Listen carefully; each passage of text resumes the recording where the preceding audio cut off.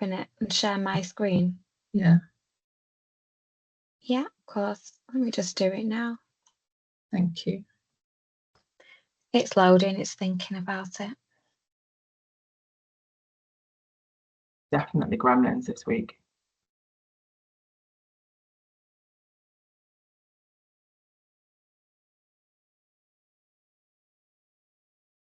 It's not come up on my screen that it's thinking about it. Oh, I've not shared my screen yet. I'm trying to get the PowerPoint up first. That's thinking about it. Right, I've got the PowerPoint up. Let me share my screen.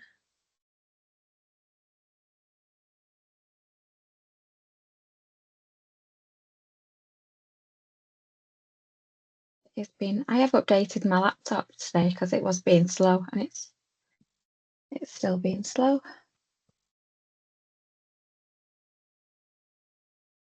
Just while we're waiting, I wonder if anyone has had experience of family therapy, or do they attend sessions at the moment?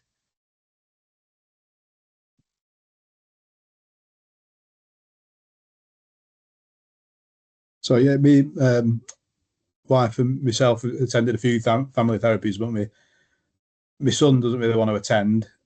My daughter won't attend either, so it ended up just being me and my wife. So it ended up not being as much use. It was nice to talk, but it wasn't as much use as we'd hoped. Did you not find it helpful? Not really. No, I suppose it was. It was just because we were doing all the things that we wanted, but without my daughter's engagement, then it wasn't really useful in the end. Fine. Oh, here it is. I found it. Okay. Hey, you can just let me know, Mary, when to go on to the next slide. Okay. So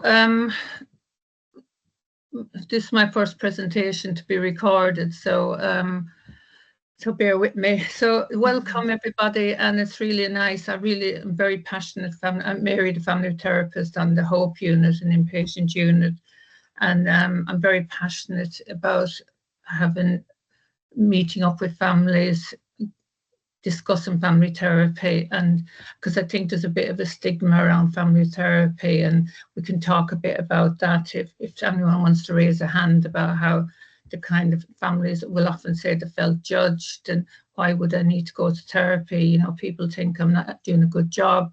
So there's a lot of stigma around family therapy, which I try and kind of encourage families and meet up with families and talk about, you know, what we can do in family sessions. So that helps families' anxieties decrease as well. So Becky, you can move on to the next slide.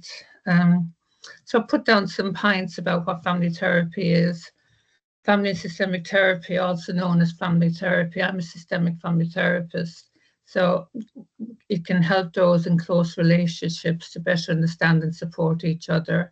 It enables family members to express and explore difficult thoughts and emotions safely, understand each other's experience and views, appreciate each other's needs, and build on family strengths and work together to make useful changes in the relationship and their lives. Often people come to family therapy to see the problem as lying in one person.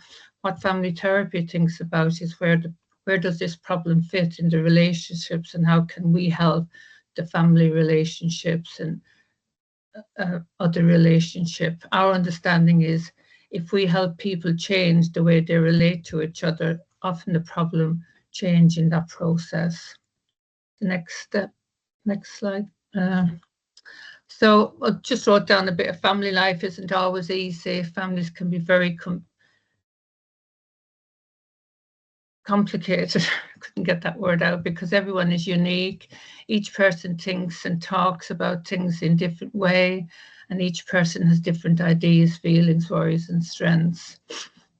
All kinds of changes can make family life more stressful, such as illnesses, unemployment, moving home, new family members, getting older, divorce, death and trauma.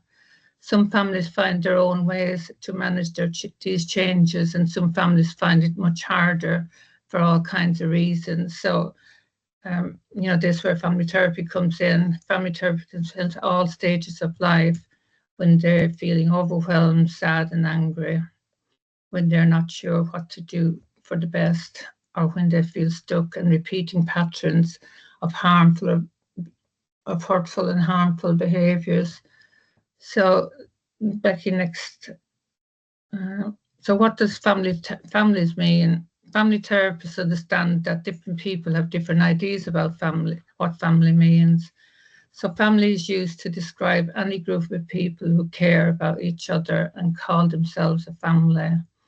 As well as parents and children of all ages, they may also involve grandparents, brothers, sisters, uncles and aunts, cousins, friends, carers and other professionals. They try to include whoever is important in the family. So family sessions can include, you know, different family members, friends. That would be up to the family. You know, we would set goals at the start of the family sessions, who they wanted to attend. Family therapists respect the importance of each person's belief, culture and life experiences. They will adapt their approach and activities to suit the ages, needs and preference of each family they see. There's lots of different theories in family therapy, lots of different approaches, but the main approach is to kind of work with the families and set goals and what the family wants, working collaboratively with families. Next step, okay. Next, how might family therapy help me and my family? Family therapy helps family members and friends to understand and support each other. To help, family therapists try to help to feel safe so they can talk about their difficult thoughts and feelings, understand each other's experience and views, appreciate each other's helps, build on family strengths and work together to make useful changes to their relationships and their lives. Some family therapists work in teams. You might have come across this, that there might be a team in the corner where, because it's useful to share lots of ideas and families to think about together. Some families find it quite overwhelming, so it doesn't have to be used. If there is a team in the room, the families can kind of say, no, we don't want the team there, we just want the family therapist. Others work on their own, but they will all help families and individuals to talk about their hopes and work towards their own goals as a family. Sometimes it only takes a few sessions to help families to find their way. Sometimes difficulties are more complicated and families may need longer to find solutions that work best for them. Next, Becky.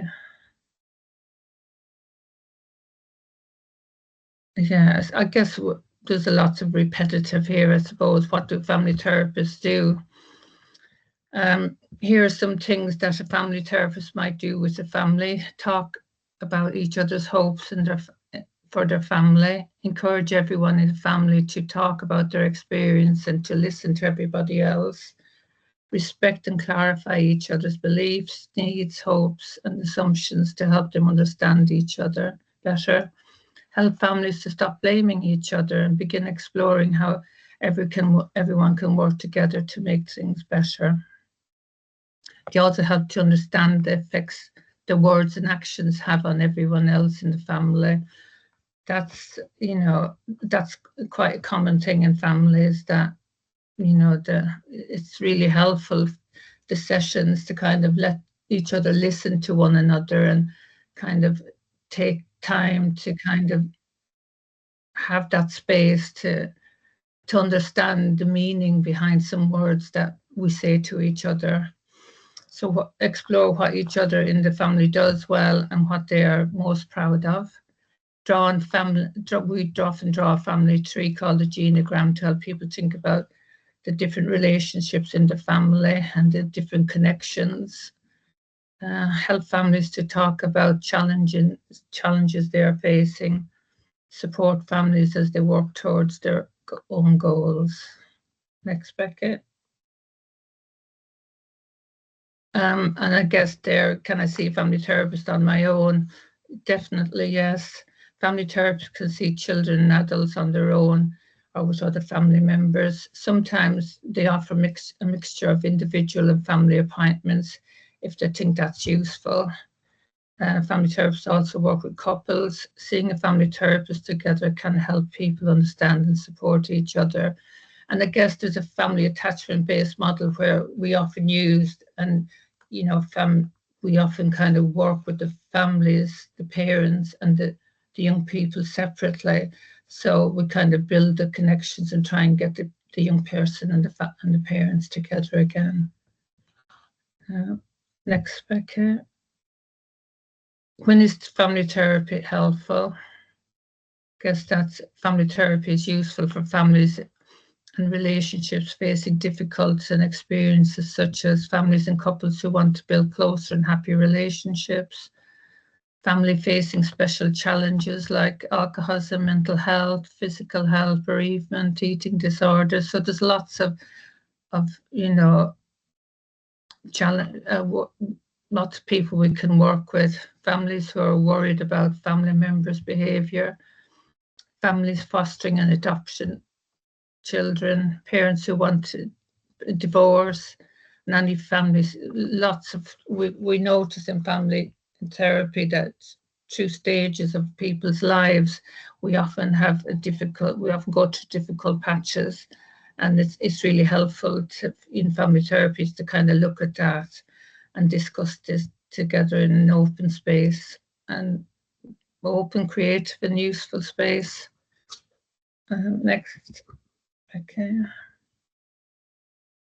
So I guess I wanted to kind of run through that very quickly, because I've got some resources that I really think that for families that it's really useful to kind of look at these resources and think about it, because the first thing to think about is you as a parent, that you know that you need to take care of yourself and look after yourself. And often when families come to family therapy, they're burnt out, and they often kind of just need a bit of time to kind of recuperate and then start kind of looking at what work needs to be done in, you know, in the family sessions. So there's takes some time out. There's a YouTube video on there that I won't kind of play this one, but it's there in the link if people wanted, you know, to have a look at it. It's kind of talks about, you know, different techniques that you can use to just do some self-care.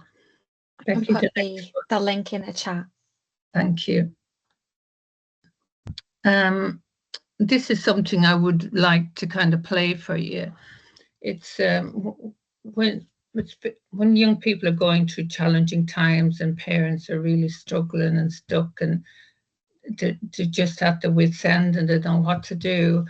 The parents have found this really helpful letter to kind of read and think about that. You know, that it's a letter your teenager can't write. Becky, I think if you kind of go on the YouTube, you know, there is young people reading out the letter, which is really nice. Yeah, it's just coming up now. Thank you.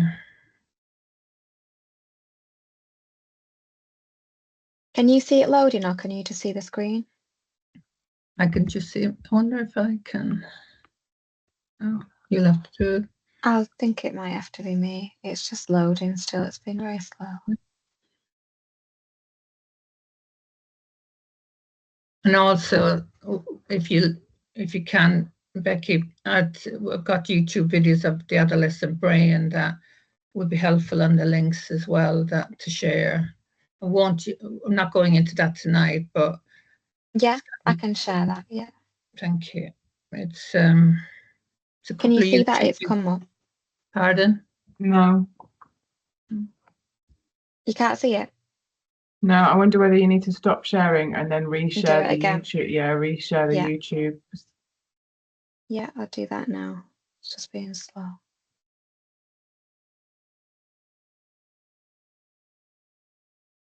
I've not seen this before, Mary. So it's a letter from a young person about Yeah. being poorly, Yeah, but obviously it kind of explaining it from their point of view. yeah, it is. It's kind of asking parents to kind of stick by them, and even though they're be, how they're being. So it's a really powerful letter. Yeah. But there is on YouTube, there's a group of young people that read it out, which is lovely. Yeah. No, interesting. It's been really slow. This is always the case, isn't it? It's not letting me stop sharing. I can see your curly wheel. Can you? Yeah. I wonder if I can try and find it on YouTube myself. Let me. Yeah, it's by someone called. Oh, it's coming up. Oh, there we go. It stopped. It was called by someone called cant. Do you want me to try and share it now? Yeah, please. Right.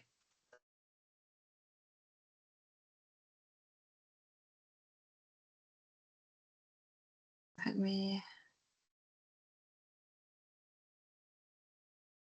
do this. If not, you might have to do it, Kat. Let me just see. Yeah. Who wrote it? Let me get it here. Try it.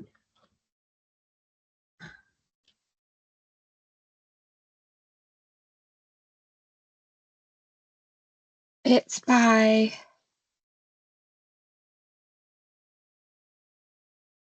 I just check. I've got it here. The name's Okay. gone. Oh, so frustrating. What was the letter called, Becky, on the PowerPoint? Just so I can search for it, and I'll see if I can bring it up. The letter your teenager can't write, and it was by somebody called Seacoast Church. No, there's another name. I'll but Oh. I'm trying to find the link. Childhood myopia. Right, I'll see if I can share one sec.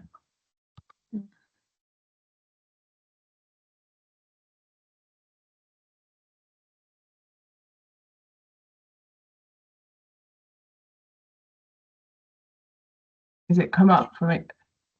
Yeah? Has it come up? Yes. Yep, it's come up. Right, I'll press play. Hopefully it'll work.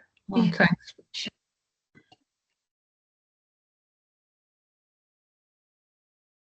Can you see in here? Yeah. Yes, we can see the screen.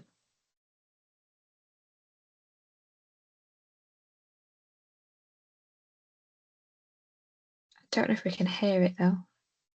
It's just music at the minute. Can you not hear it? No.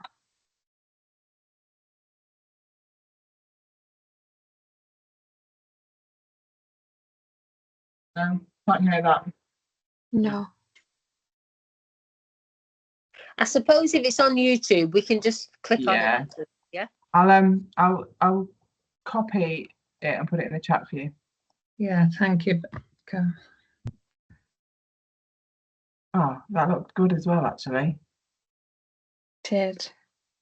Maybe we could watch it on the chat now, could we? I'll copy it in, send it over. Yeah. And see if it works that way. Shall I press play?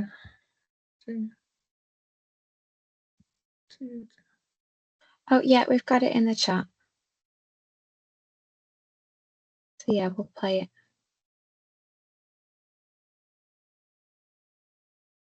Can everyone see? I think what I've put in the chat is just the actual written letter rather than the video. But there you go, that's the video. Definitely Gremlins. We said it right at the start. We did. Normally my laptop is absolutely fine and it's been so slow.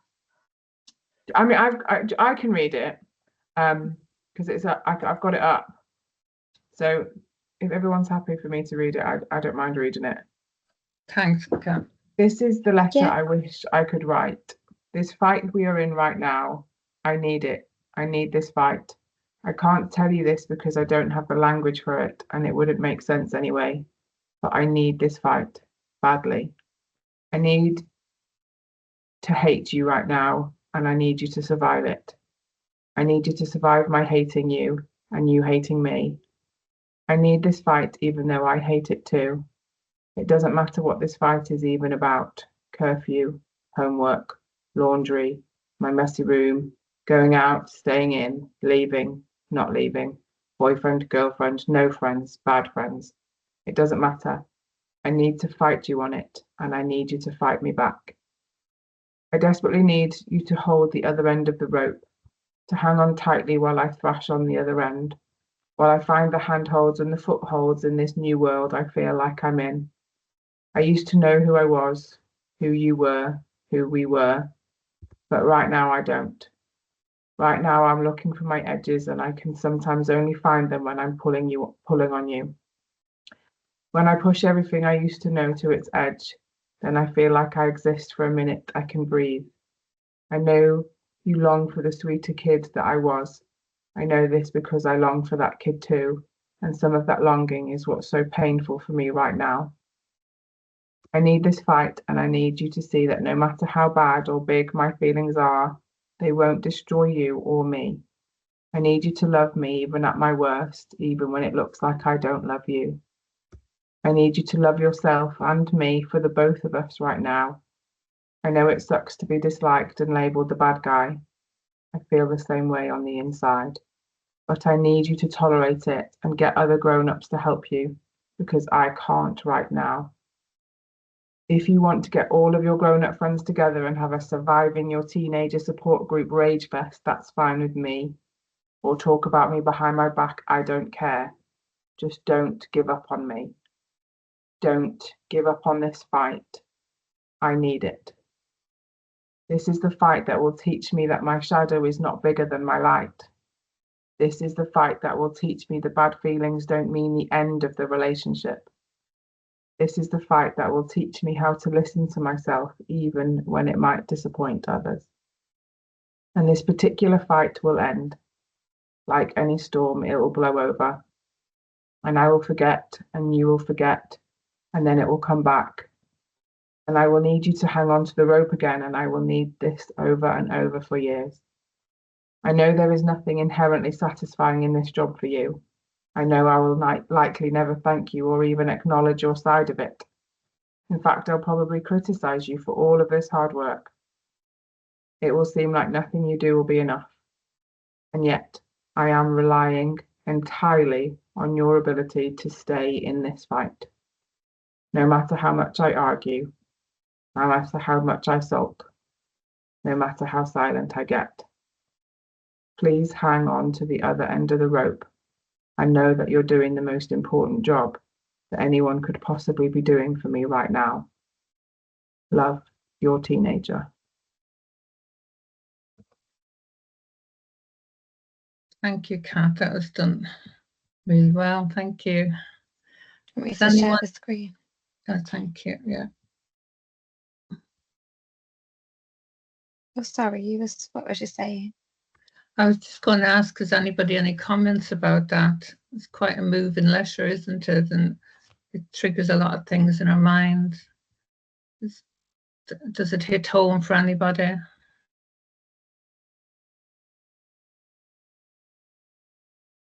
Yeah, it definitely does. Definitely. Does it make you think differently, or what's coming up for you? That is, well, it makes you quite emotional. My daughter said similar things in the past.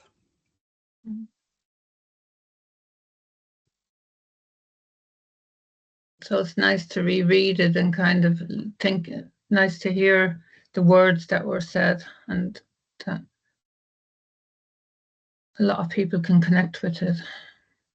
Yeah, it probably something that you need to kind of like go back to and just digest, because there's probably many messages within it, aren't there, on a different level that you can apply to yourself when you were a roguey teenager, but also thinking about, the young people that are in hospital, but just young people in general, like it's not easy, is it? Especially in this day and age. And I think it definitely got me at a couple of points when I was reading it, that's for sure. Yeah. Okay, Becky, let's we can come back to this because there's only a few more slides, but Becky, will you go down to the next slide? Thank you. Yeah, it's not letting me go on to the next slide. I've pressed it a few times. So I'm going down to some resources. New resources. Oh, there we go. It's done it all at once. We've got some comments in the box, in the chat.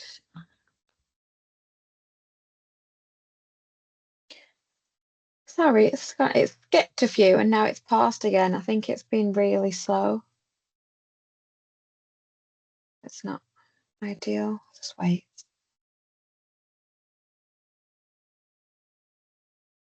Technology. Let's see if I can bring up the PowerPoint on here so that I can maybe just read. Yeah. It's just that there was some useful links on it that I wanted to kind of share with families about resources that are online.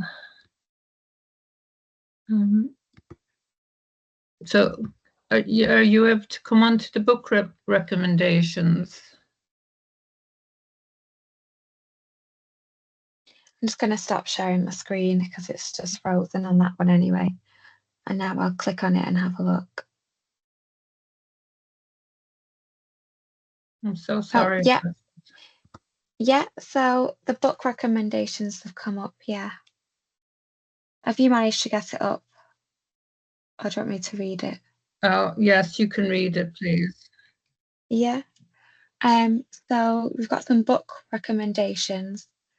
The first one, this book is a valuable read. It's called How to Parent Your Child Through Mental Health Illness, written by a parent who had similar experiences to yours and the founder of, and then it's got the link on it, page for parents and carers.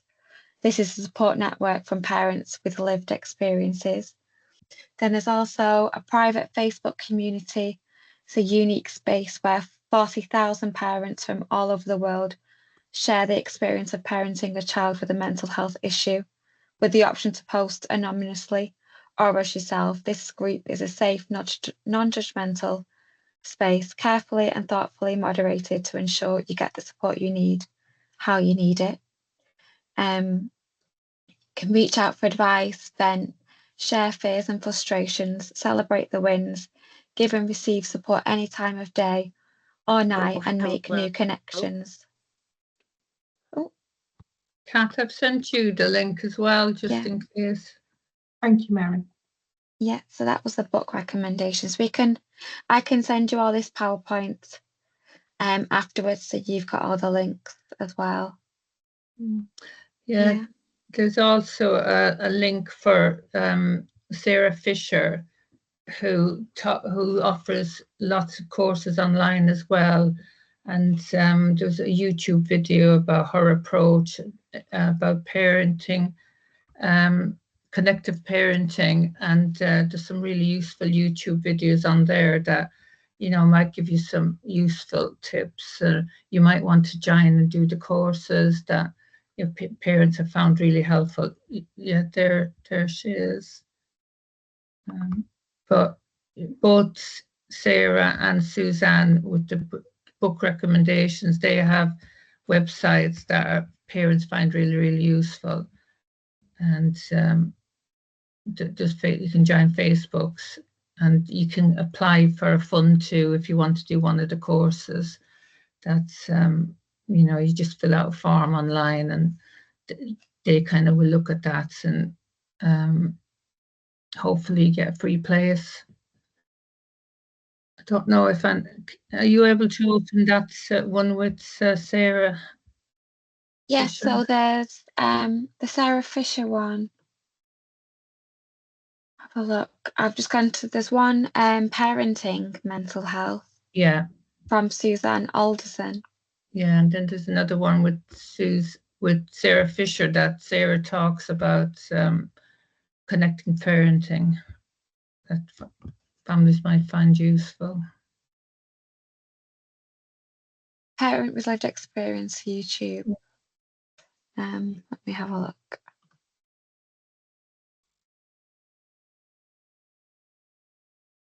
I'm not sure if mine's the best one. Kat, have you got it up? I put it in the chat. Oh, right.